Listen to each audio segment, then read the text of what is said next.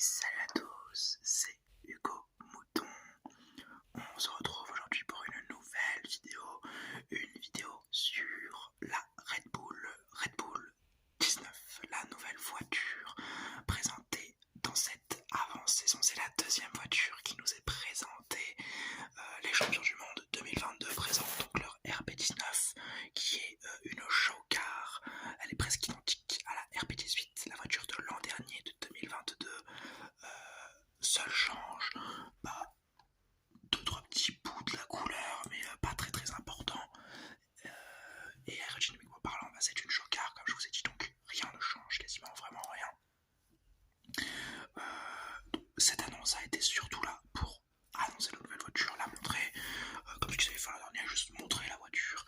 Et cette fois-ci, quelque chose en plus, annoncer le partenariat avec Ford pour 2026. Et oui, Ford qui est en F1 depuis les années de Colin Chapman chez Lotus, et bien reviennent, qui avaient quitté la Formule 1 en 2006, je crois, avec Cosworth, qui motorisait à l'époque Williams. Et bien Cosworth va revenir. Cosworth, je crois que c'est la marque sportive de Ford, si je dis pas de bêtises. Donc Ford va revenir en F1 avec Red Bull en 2026, donc en même temps que Audi et donc en même temps que Porsche. Ça marque donc la séparation définitive entre Red Bull et l'entité Red Bull, donc Red Bull AlphaTauri, avec Honda qui n'équipait plus qu'à demi-mot l'écurie depuis 2 ans, mais qui l'équipait toujours un peu. Et voilà, donc maintenant Honda, qui est censé toujours être là jusqu'en 2026, se retrouve avec aucune écurie à motoriser. Je ne sais pas comment ils vont s'en sortir, peut-être qu'ils vont trouver des nouveaux accords, on leur souhaite en tout cas. Mais parlons surtout de Ford qui est une grande marque américaine, avec son créateur emblématique Henry Ford, qui a créé le Fordisme et toutes ces choses. Donc c'est des théories économiques, c'est la fabrication économique, et c'est ce qui a fait devenir cette marque aussi puissante, ce qui a fait que cette marque était aussi puissante et qu'elle l'est toujours aussi aujourd'hui. Bon, elle est un peu moins qu'avant, mais elle est toujours autant, toujours une grande puissance en tout cas. Et sportivement parlant, on pourra se demander si on pourrait pas voir un Tsunoda comme avec Honda, c'est-à-dire un américain juste pour Ford, parce que Ford aura demandé un américain dans l'écurie mère, ou tout du moins dans l'écurie de promotion. Donc peut-être une américanisation de l'écurie Red Bull sur certains points. Américanisation qui est déjà assez exacerbée à des moments, comme le Grand Prix d'Austin ou beaucoup d'outils de promotion Red Bull, qui est très américanisé, à toujours faire plus, toujours faire mieux. De toute façon, c'est la politique de Red Bull. Ensuite, si on occulte cette ouverture vers le futur, presque aucun changement de couleur sur la monoplace, comme je vous ai dit.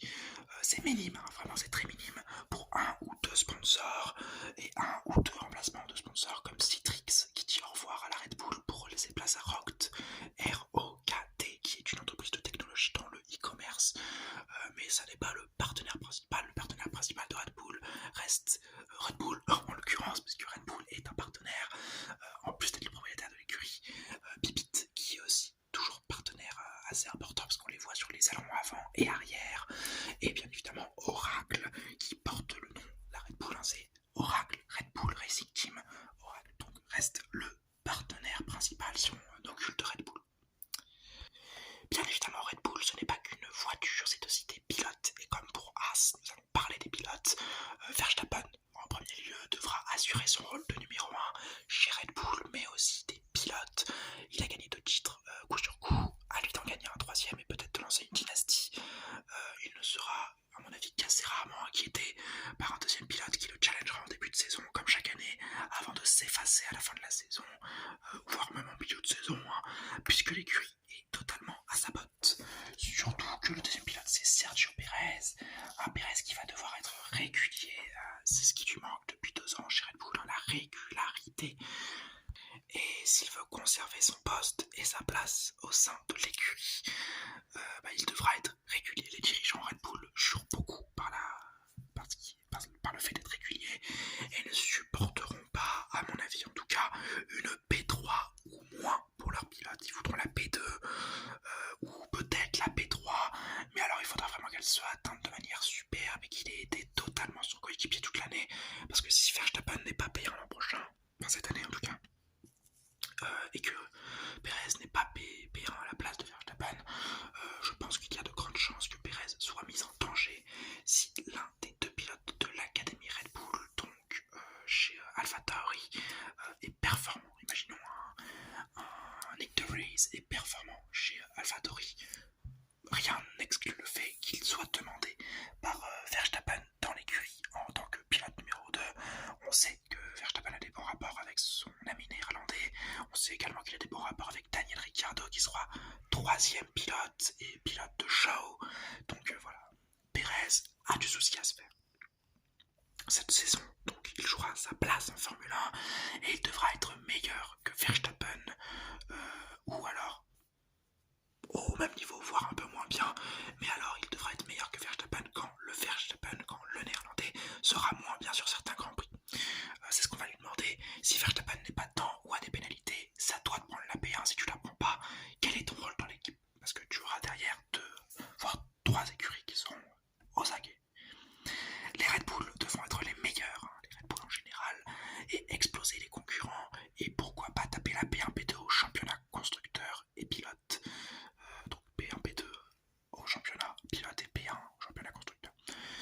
Et si la saison est dure car une équipe surnage, on espère Ferrari, ou que Red Bull a un mauvais concept de voiture, ils devront tenir le coup, se tenir à des coups d'éclat et être réguliers à leur niveau maximum. C'est que comme ça que Red Bull réalisera entre guillemets une bonne saison, même si c'est vrai que tout ce qui est hors d'une première place sera une mauvaise saison pour Red Bull. Maintenant, mon avis personnel, pour moi, ils n'auront pas de problème cette saison, mais ils seront un petit peu plus challengés par les chevals cabrés en pleine reconstruction.